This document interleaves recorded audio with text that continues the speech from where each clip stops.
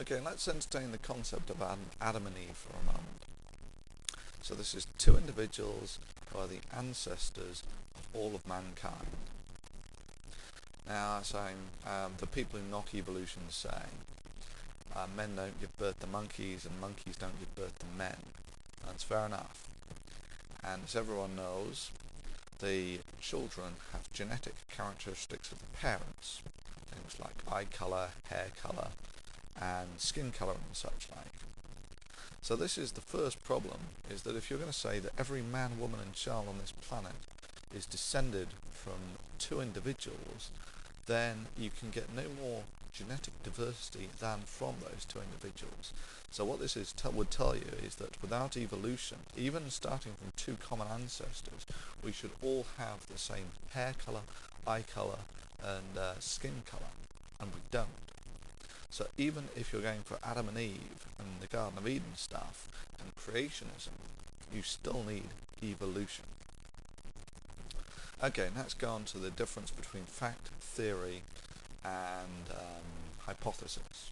Hypothesis can be anything. For instance, storks deliver babies. For a hypothesis to move on to be a theory, it needs to be supported by evidence.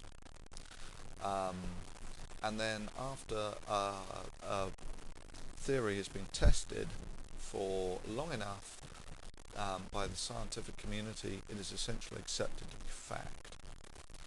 Now, evolution is one of those funny ones, because all biological systems are not as clear-cut as physical systems. So, for instance, laws of motion are very easy to actually fathom.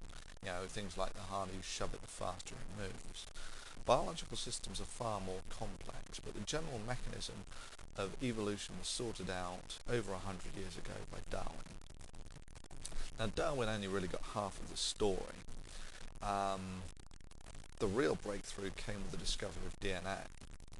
And DNA is the code of life. It tells bacteria to be bacteria, plants to be plants, and people to be people. It doesn't matter what you think, believe, or feel. It is the DNA that tells you how many fingers to have, how many eyes to grow, what colour your eyes should be, and such like.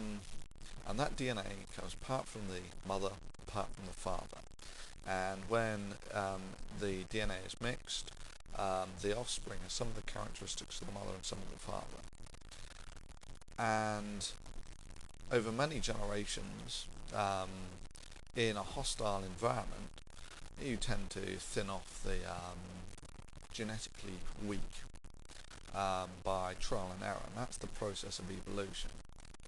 But it is an uncontestable fact that life is dictated and run by DNA.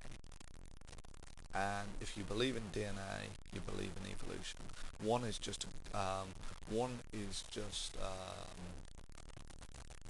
manifestation of the other. Okay, and one last thing, the concept of logical positivism. This is basically the philosophy of science, and the way it goes is for a statement to have meaning, it must increase the level of knowledge. And there are two ways that you can do this. You can make statements that are true by definition, for instance. All circles are round, all cows are mammals, that sort of thing. Or you can make statements that are testable by an experiment of some sort. So, for instance, I could propose the hypothesis that you're watching this video right now, and we could do the experiment to go and see if you're watching it right now. It's a testable hypothesis that can be resolved either one way or the other. And it's in things like this that statements like God created it, or it was created by someone, are intellectually vacuous statements. And the reason they're vacuous is because they pose bigger questions than the questions that they answer. So, for instance, if you say, well, who created the universe? Well, God created it. The problem with this is that the bigger question is, who created God? You have just essentially replaced one unknown, who created the universe, with another, who created God. And in a similar sense, if you want to reverse the argument and say, well, God was always there, you could as well say, well, the universe was always there. So proposing solutions that actually pose more questions than they answer does not increase the level of knowledge, and as such, these statements are meaningless.